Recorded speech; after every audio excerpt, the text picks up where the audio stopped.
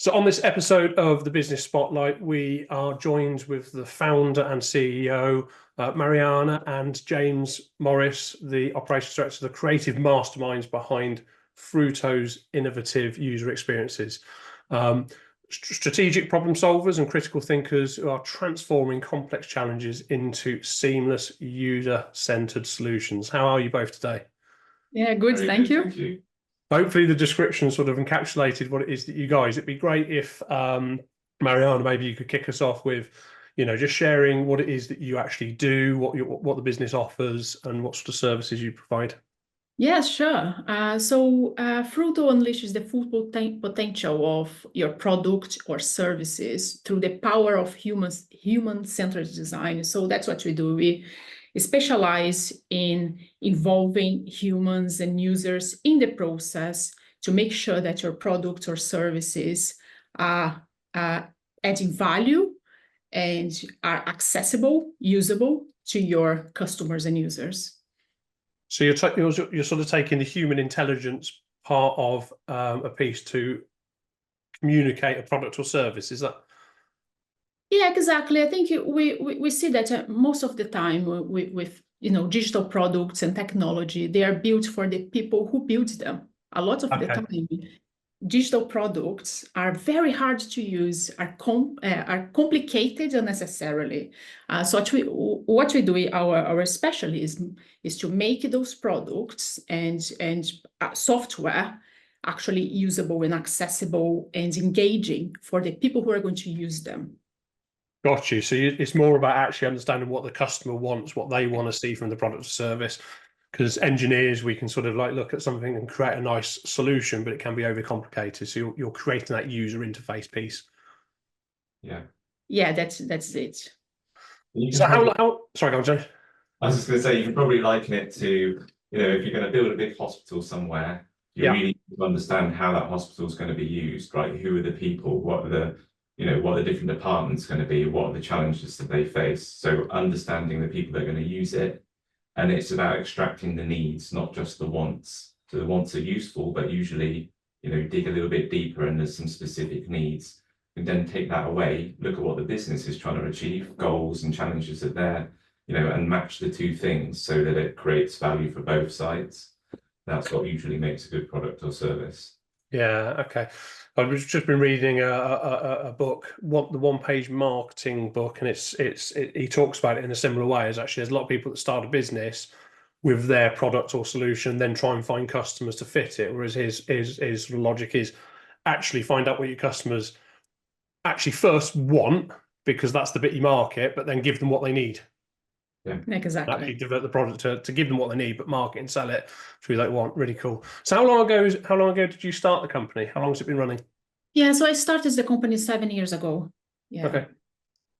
And we've been growing organically since then. So it's been an interesting journey all these years. I'll bet. And then, James joined the company a couple of years ago when it was great to bring a co-director into the company.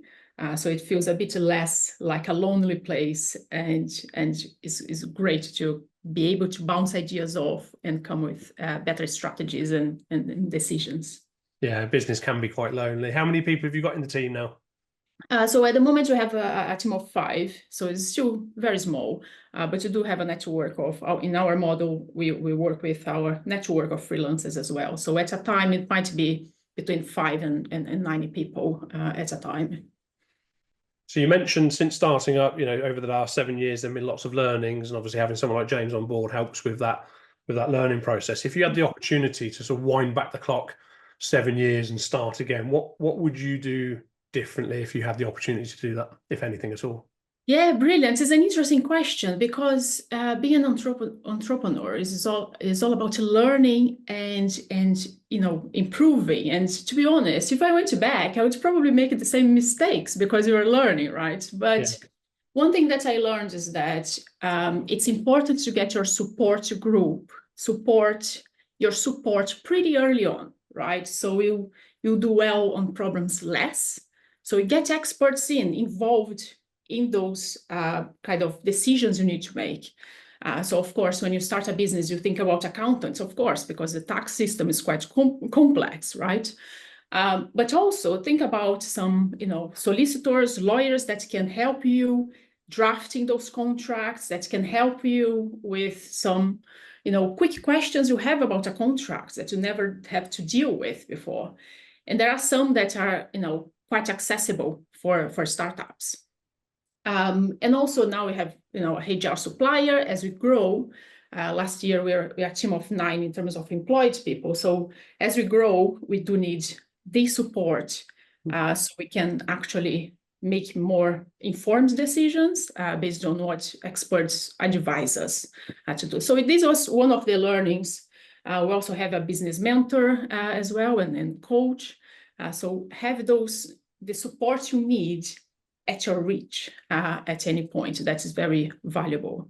So it's a really good lesson, because there's a temptation as you start a business to try and do everything, isn't there? You are the sort of business and you kind of know what you want, where you're going and things, but recognizing what your own strengths are and playing to those strengths, and then, getting the right people around you to support those gaps or areas of expertise that you need. Specialist knowledge is really important.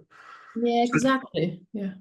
So James, what brought you to the company then? What was the attraction? Well, so I mean, we've worked together before, okay. and also we're married. So well, there you go.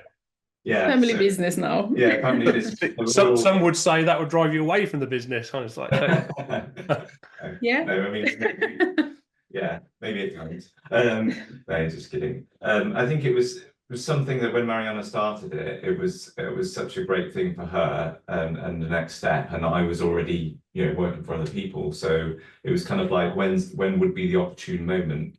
When you've got a family, you've also got to make sure that, you're measuring the risks.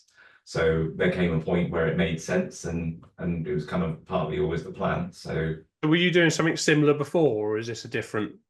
No, well, yeah, I've always been in technology. I started out as a developer and then quickly moved into the design side of things. So I've been kind of doing this in product companies and product teams, also worked for agencies before.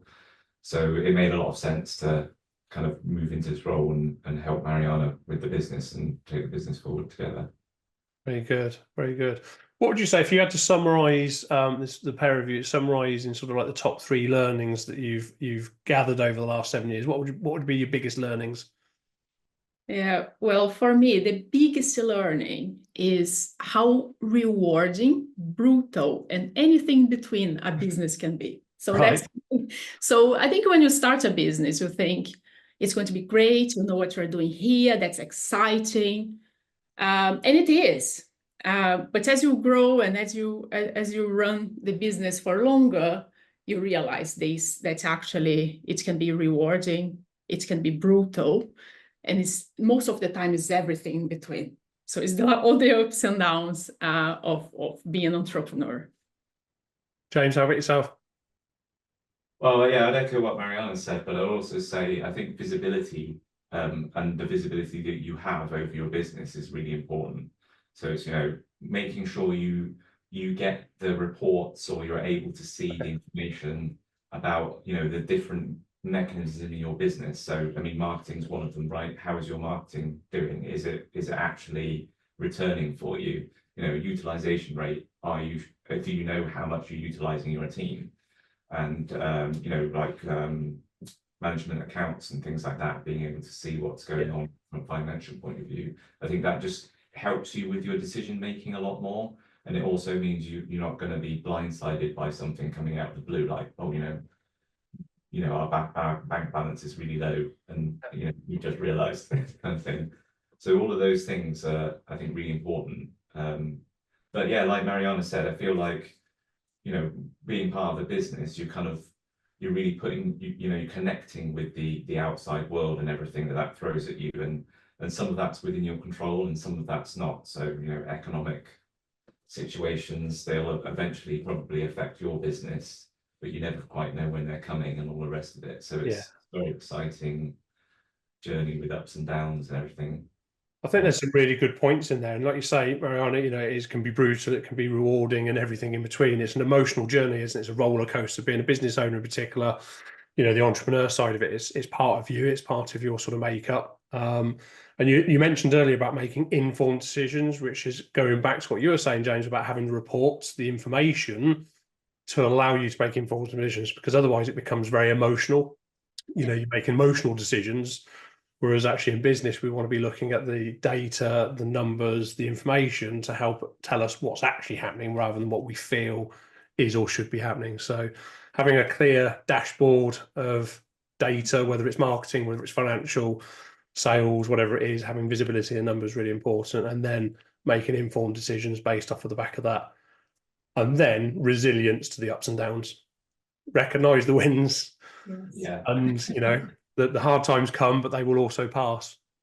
Yeah, and I think there's that moment, isn't there, where it feels like to get those reports and all that information is quite a lot of work. So it's getting that balance. It's knowing where you are as a business, knowing what you need, but also it's just about getting that balance right. You know, you don't need all of the information, you know, that's possible, you know, you could possibly get out there. You just need enough to make that, to give you that confidence. I think it is behind those. Yeah, and sometimes it can be seen as non-productive work. Sort of collating information isn't actually selling you any more or making any more money. But like you say, having the information then to make a decision is really important. Was it Colin Powell that said you need between 40% and 60% of the information to make a decision? If you wait for 100%, you've kind of missed the opportunity, missed the moment. If you don't have enough, then you can make a mistake. So it's kind of like getting that balance right. Really good. Really good you recognise that. So team-wise, you know, you've been growing organically.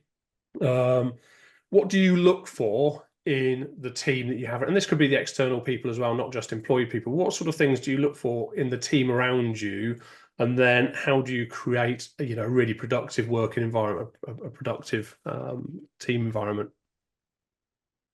Yeah, I think, well, it's definitely, you know, it's essential that you have the right people in the right environment, I think. So, you know, we're looking for people who are switched on, can think for themselves, you know, and I think a lot of it is, you know, you do need to have the skills and the experience, but it's how you are as a person. How do you approach problems? How do you navigate, you know, the things that are going to come up? And I think that's why experience is important, because that's what you learn over time. So, but that's, you know, we've had a mixed team over time. So we've had people who are coming in, you know, straight out of university, and then that's, you know, we're looking for those kind of raw skills, that raw ability. You know, they're good at communicating. Can they talk to a client? You know, can they communicate the problems that they might, you know, through design that they're going to have? Can they communicate that back to the team and get feedback? So it's those kinds of things. You know, we want to have a blueprint for the business so that, you know, we can repeat the same quality, but at the same time, we don't want to infringe too much on the freedom to solve problems. And that's pretty much what we do. We're solving problems. We're trying to understand those problems and then come up with the best solutions. You know, test those again with the users and check that works with the business before, you know, you go ahead and spend lots of money building it. You need to make sure that that idea and that solution is a good one beforehand. So it's all about that kind of thinking, making sure you've got the right people who kind of buy into that and understand that, I think. So they're buying into your sort of vision, your culture, your way of dealing with it. They've got the aptitude to desire to learn, to communicate, and things like that. Yeah. So there's kind of design thinking, and there's a way of approaching things that naturally comes to designers. So we embrace that, and we kind of, you know, put the Fruto way on top of that. So it kind of works together. It's not all, you know, completely a Fruto way of thinking. It's kind of bringing those two things together and really delivering kind of value for our clients. And combining them. Yeah, great. Recruitment and team can be a big challenge for a lot of businesses growing, because, you know, let's face it, you can only ever grow to your level. The team will take the business further than you can sort of ever do on your own. Have you guys encountered any challenges around recruitment or getting the right people or things like that? Yeah, it is a challenge, isn't it? And depending on the year, the challenge will change. You might have years that is very easy to recruit top talent because of the demand and supply and demand in terms of those skills. And there are years that are absolutely impossible. It takes 3 to 6 months to hire someone, because we do need to be very picky, because we're working with pretty complex projects.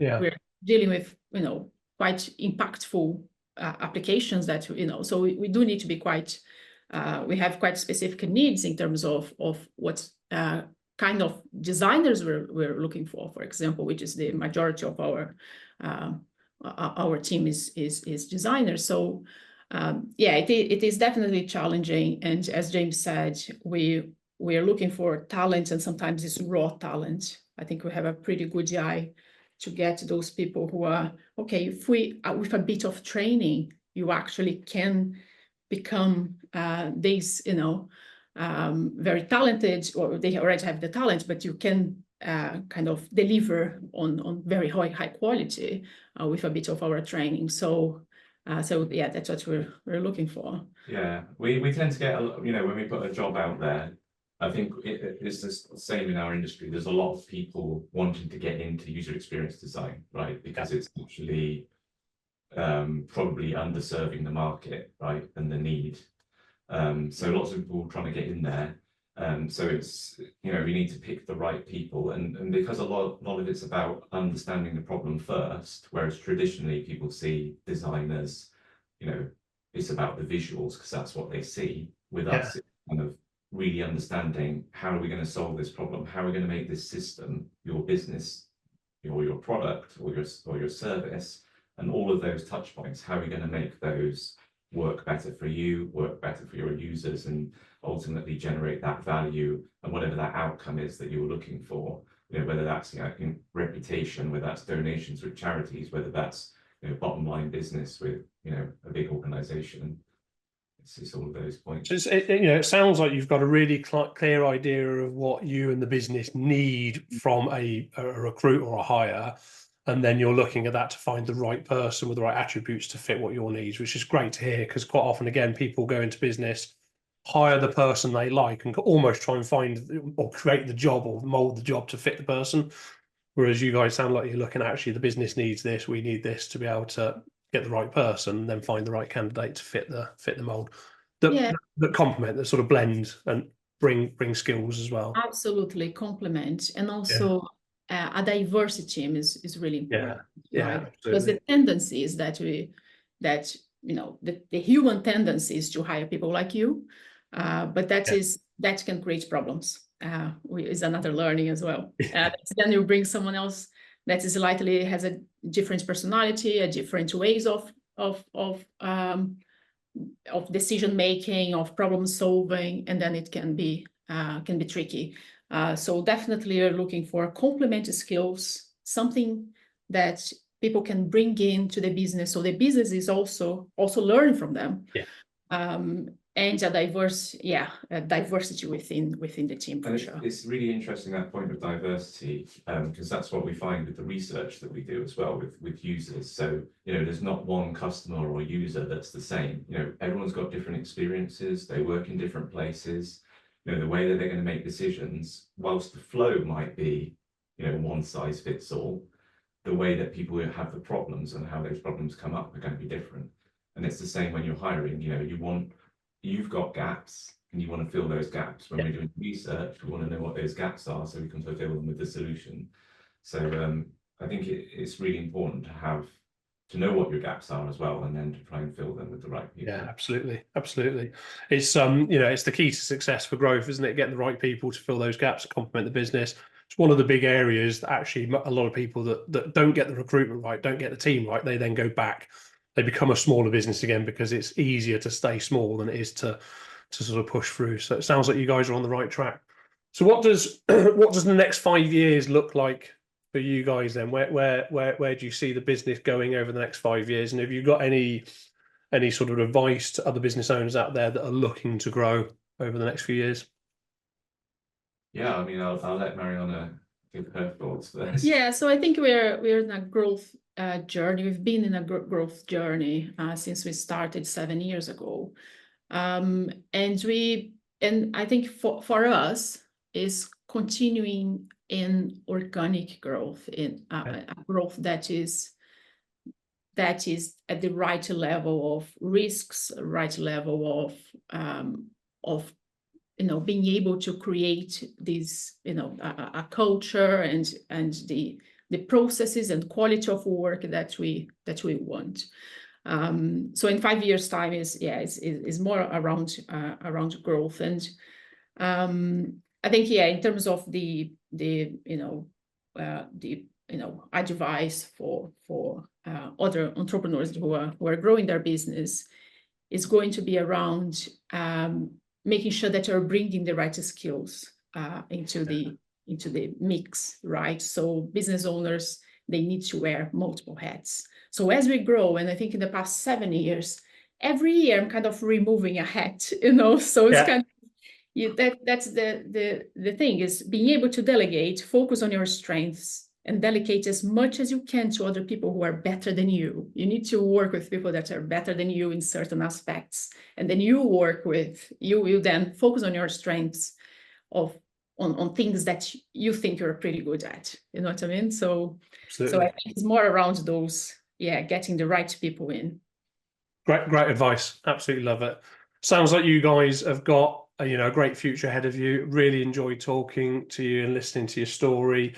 Where will our listeners go? Where can they go to find out a little bit more about what it is that you guys do? Get in touch and things like that. Where's the best place to send them? Yeah, so go on our website, which is frutostudio.co.uk, and you'll find us there. Feel free to connect on LinkedIn as well. We're pretty, who isn't it, in this business world? Everyone's on LinkedIn. So Mariana Morris and James Morris, feel free to connect with us. Yeah, we also run a monthly UX design and kind of product talk called UX Oxford. So if you're in the Oxford area, come down and look up UX Oxford. It's a great way to meet other people doing similar things, and we get speakers in every month to talk about topics on product and UX design. Very good. Well, there you go. Fantastic. Thank you both for your time. Really appreciate you taking the time out of your busy schedules to talk to us. Well, so thank you so much for having us on.